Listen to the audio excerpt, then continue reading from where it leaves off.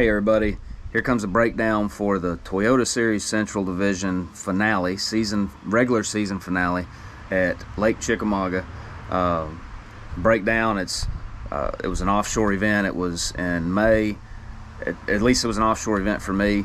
I went into it knowing that there were some shallow fish. I found some shallow fish in practice. I probably should have spent more time trying to catch shallow fish, but I told myself, I'm not going to a Tennessee River lake in May, mid to late May, when the fish are moving out and fishing shallow.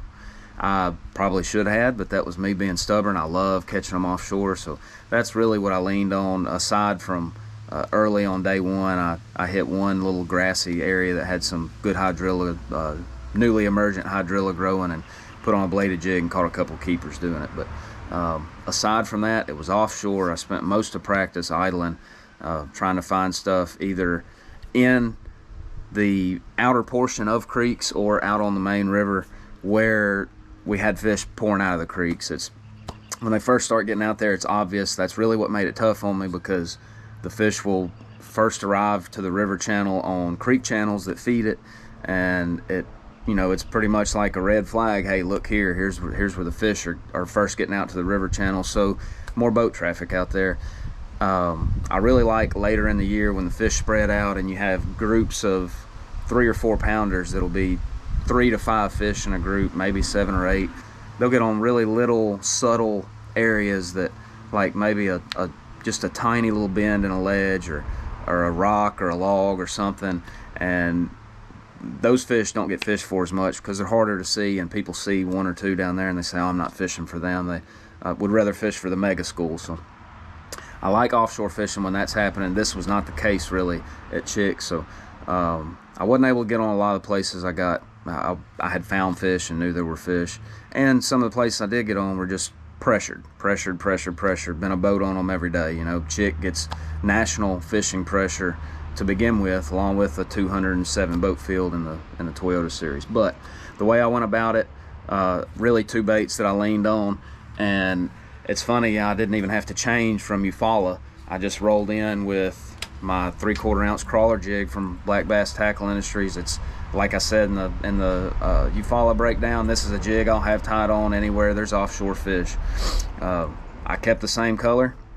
It's just a good basic around the country type color and perfect crawl, and that was a big deal. I threw it on a 7.3 heavy action hammer and 16-pound fluorocarbon, so just a basic staple for me. And especially in May, it seemed like at Chick, I really wanted to catch them cranking. I caught a couple in practice cranking, but it just seemed like for me I could not get those fish to go, and I couldn't catch them as quickly. So the jig was something that it seemed like the big fish were on isolated cover around this offshore stuff. That's what I ended up, by the grace of God, catching the big one on day 1, and caught another good one on day 2 that really helped me. So catching them on stumps, looking at them with the forward facing sonar from Lowrance Active Target was a big deal, and throwing that jig up there and just making contact with isolated cover like stumps, brush, stuff like that. And the second thing, like I've explained in my Eufaula breakdown, that catches pressured fish, and Chickamauga is one of the most pressured places to catch pressured fish without a doubt, and that was once again the clone Ringo.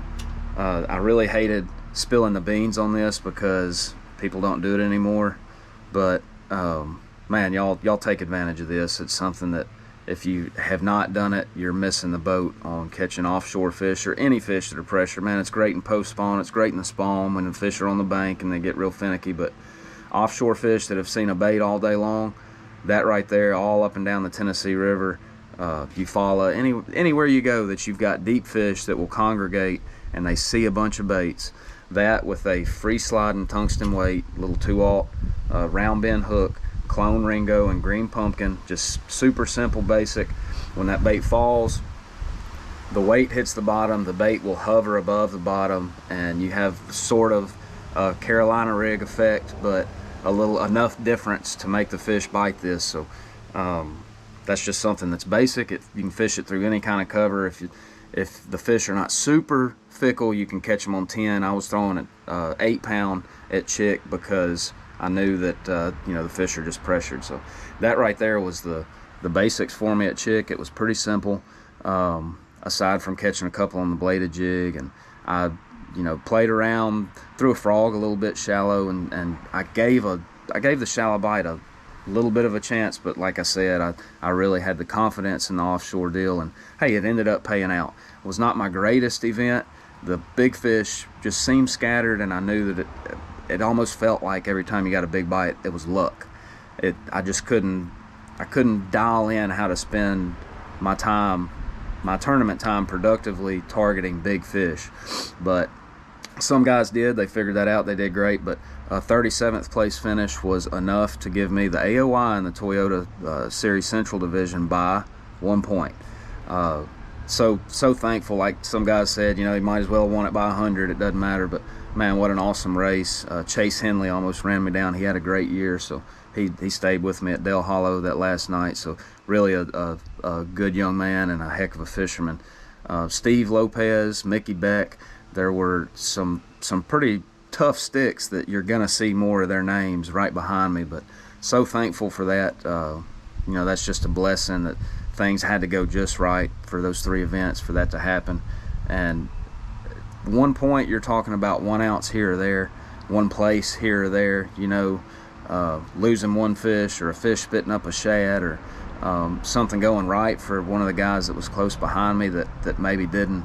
So pretty crazy, but so honored to have that title as Angler of the Year in the Toyota Central Division, and really looking forward to that championship at Pickwick, my home lake. Can't wait for that. But so there's your Chick breakdown, and if you have any questions, please reach out to me. Please leave a comment on anything that I've mentioned that you agree with, you want to know more about, whatever. But I really appreciate y'all tuning in, and we'll see you around the corner.